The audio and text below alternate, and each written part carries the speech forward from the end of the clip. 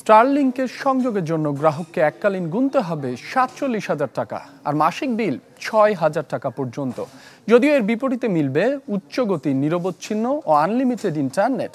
দুপুরে এ নিয়ে সংবাদ সম্মেলনে আইসিটি বিষয়ক বিশেষ সহকারী ফয়েজ আহমেদ তৈয়ব জানান, নতুন এই ব্যবস্থায় জাতীয় স্বার্থ ক্ষুণ্ণ হবে না, বাড়বে ব্যবসায়িক প্রতিযোগিতা। ইলেকট্রা রেফ্রিজারেটর, খাবার তাজা তো জীবন তাজা। ইলেকট্রা, ফ্রিজের রাজা।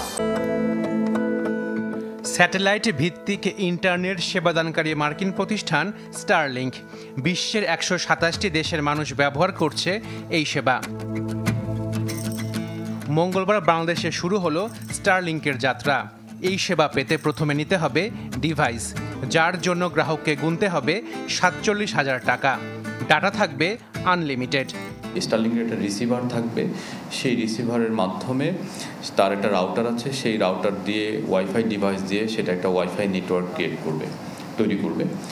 এখন ওই রাউটারের পোর্ট থাকে, সেই পোর্ট থেকে একটা নির্দিষ্ট দূরত্বে, সেটা আনলিমিটেড দূরত্বে নেওয়া যাবে না, দূরত্বে গিয়ে আরেকটা নেটওয়ার্ক তৈরি করে আবারও ওই নেটওয়ার্ক থেকে আবার ওয়াইফাই সেবা দেওয়া যাবে।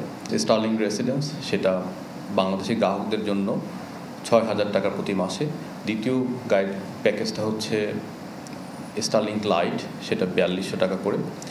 সংবাদ সম্মেলনের প্রধান উপদেষ্টার আইসিটি বিষয়ক বিশেষ সহকারী ফয়েজ আহমেদ তৈয়ব দাবি করেন, স্টারলিংকের কারণে দেশের জাতীয় স্বার্থ ক্ষুণ্ণ হবে না।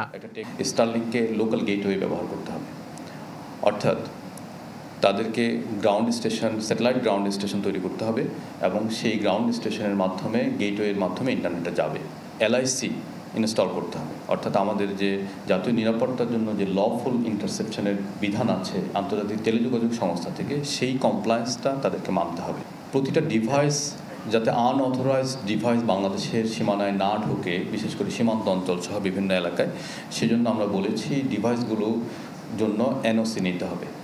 আরও জানানো হয়, স্টারলিংকের ডিভাইস নিয়ে চলাচল করা যাবে না। আইএসপিদেরকে সুরক্ষা দেওয়ার জন্য আমরা সেখানে মোবিলিটি রাখি, অর্থাৎ উনি এই ডিভাইস স্টেশনের এক জায়গায় থাকতে হবে, এই ডিভাইস নিয়ে উনি মুভ করতে পারবেন না।